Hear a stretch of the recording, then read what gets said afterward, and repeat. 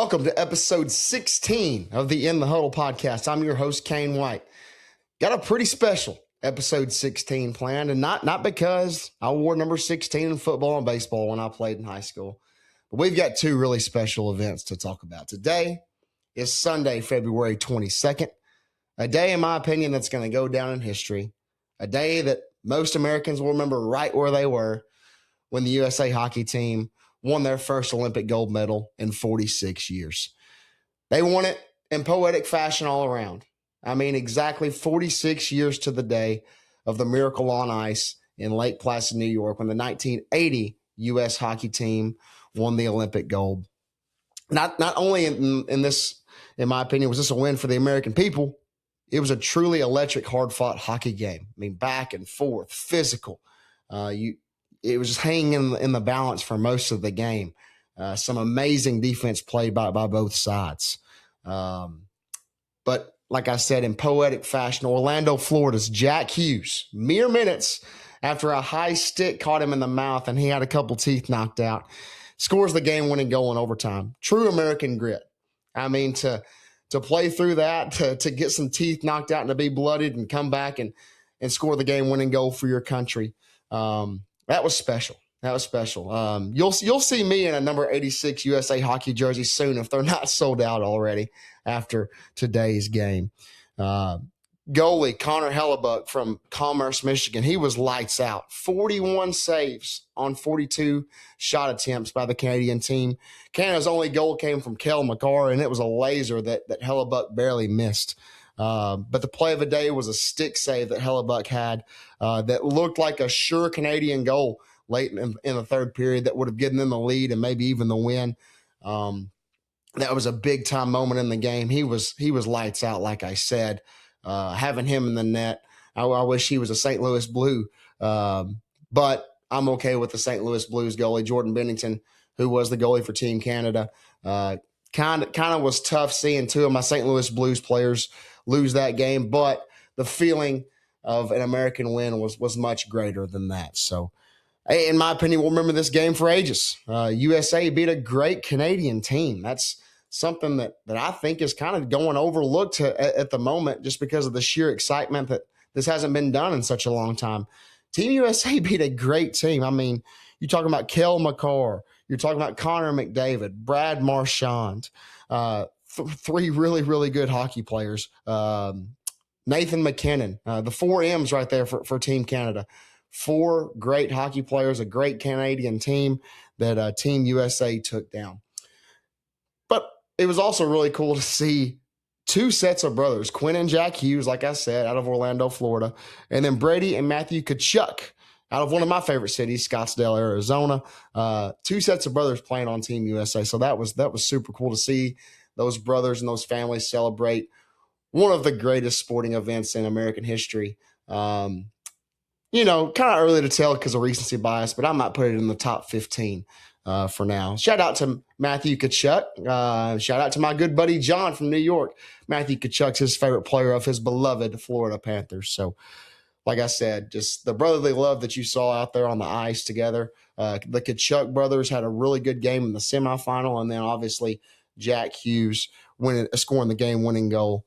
What a day it was. What a morning it was. I was hooping and hollering at 7 a.m., making my dog Nala bark and cheer on the boys in red, white, and blue right there with me. So watched the game and just seeing all the reaction on social media and the country cheering on one thing, all being on the same side. That makes my American heart happy. Had to go on a little 3-mile run right after to kind of calm my adrenaline. That was a great morning.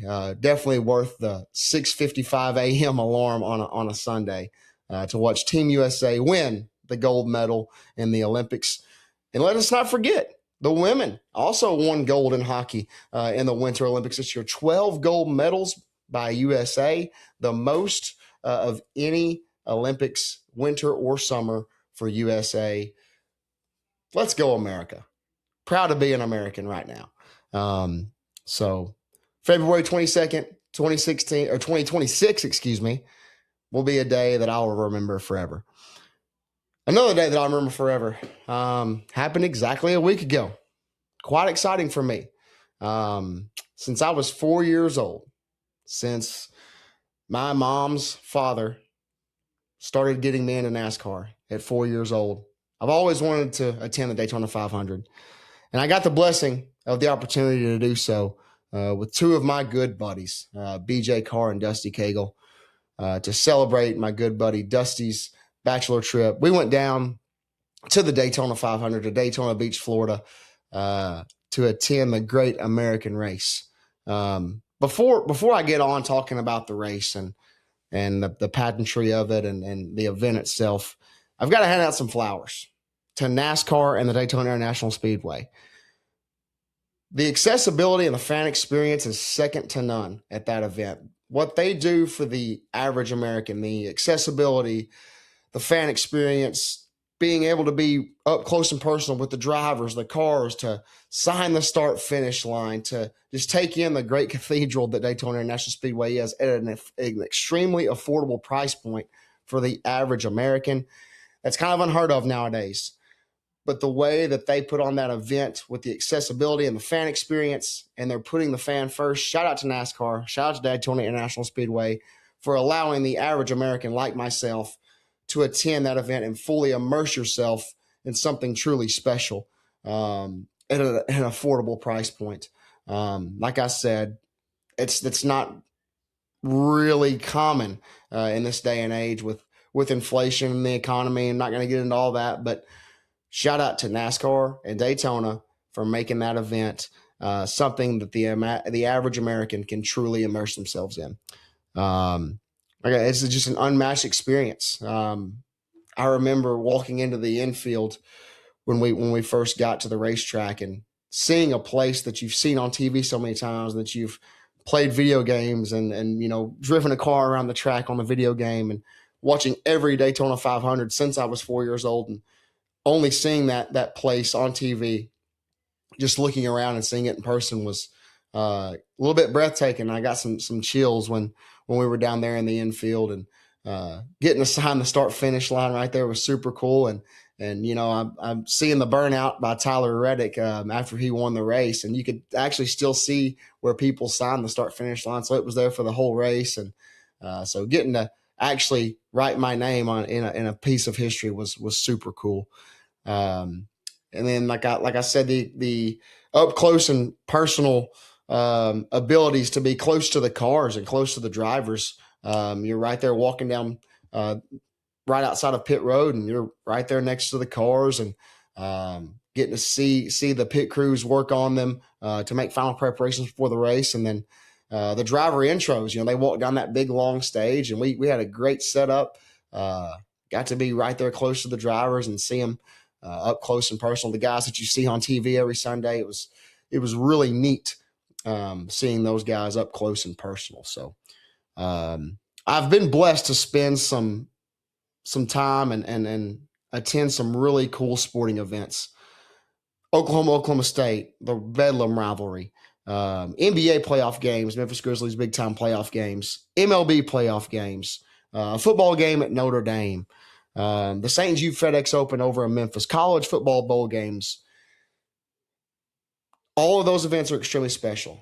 All those experiences I had at those events were great, but none of those hold a candle to the atmosphere of the Daytona 500. The second most special sporting event I've ever been to in my life, right behind the 2023 D2 National Championship won by the Harding Bisons, which you've heard many a times. My little brother was on that team. Daytona, second most special sporting event I've ever been to in my life. If you've got any interest in NASCAR whatsoever, if you're listening to this and you have watched 2 seconds of a NASCAR race this year, if you're a diehard NASCAR fan, a casual fan, or maybe you just have a driver that you like to follow, it's a must-attend event for any person that has any interest in NASCAR whatsoever. TV does zero justice on the pageantry of the event, the size of the track, the speed of the cars.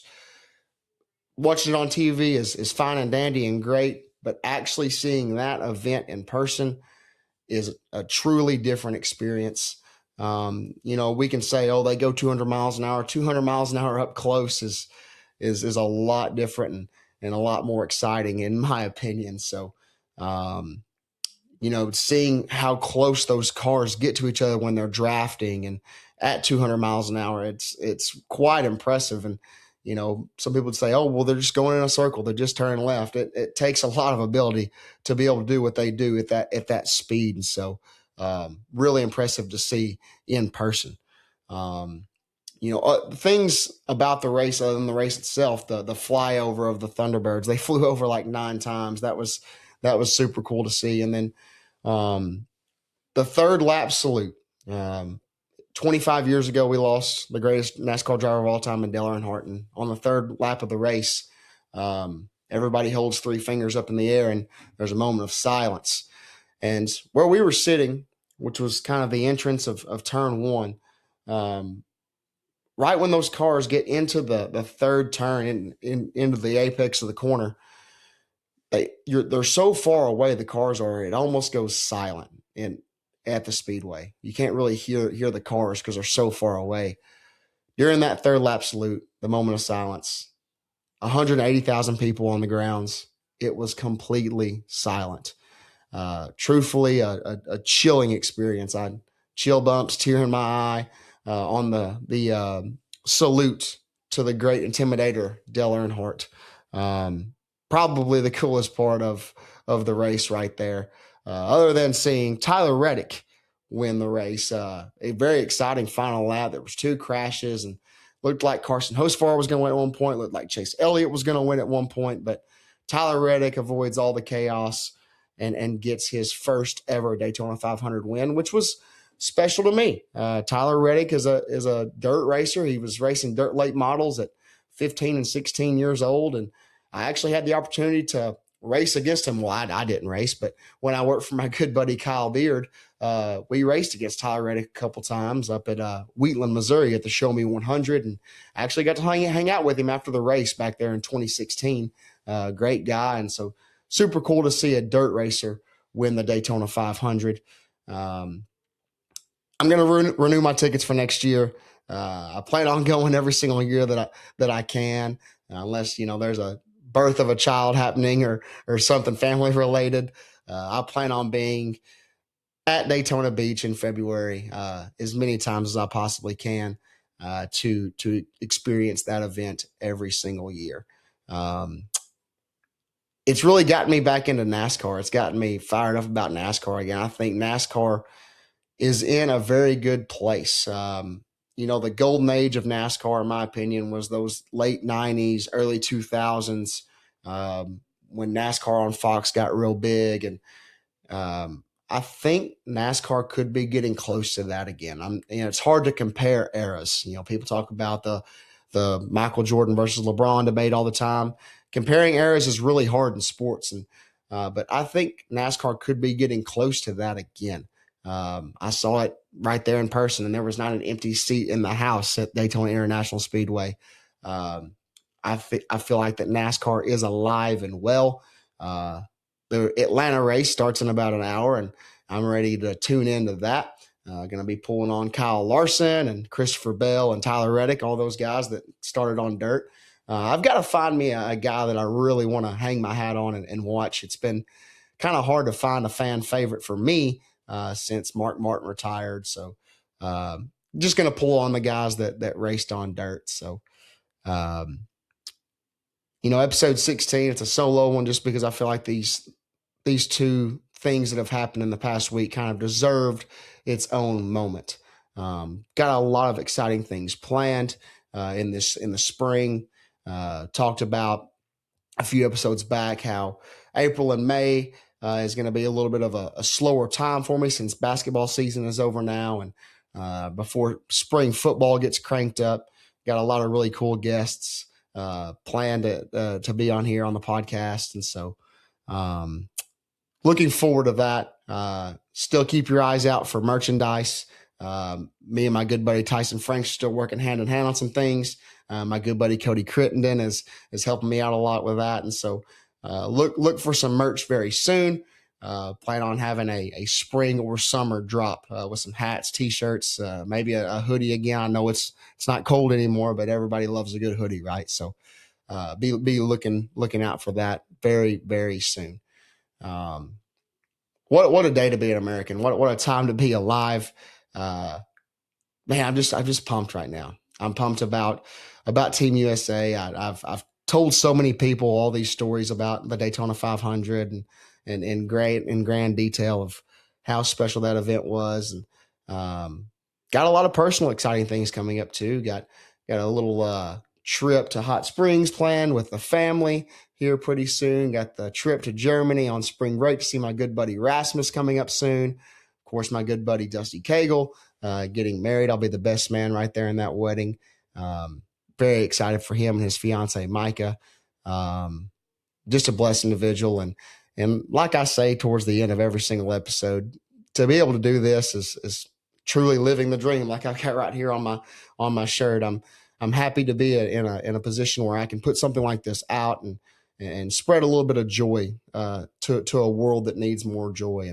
And feel like today is one of those days where, and it might be more rare than other moments in history, or other eras in history, but the world needs as much joy and love as possible. And today is one of those neat days. And so, really, really happy to be able to soak that in and be able to put something out to talk about it, to spread even more joy. So, thank you to everybody that allows me to do this. And thank you for listening if you're tuning in, and hopefully that this can continue on for a very long time. I know I'm sounding like a broken record when I say that, but this podcast is something that I've truthfully come to enjoy, and look forward to putting out hundreds and hundreds of more episodes years and years down the road. So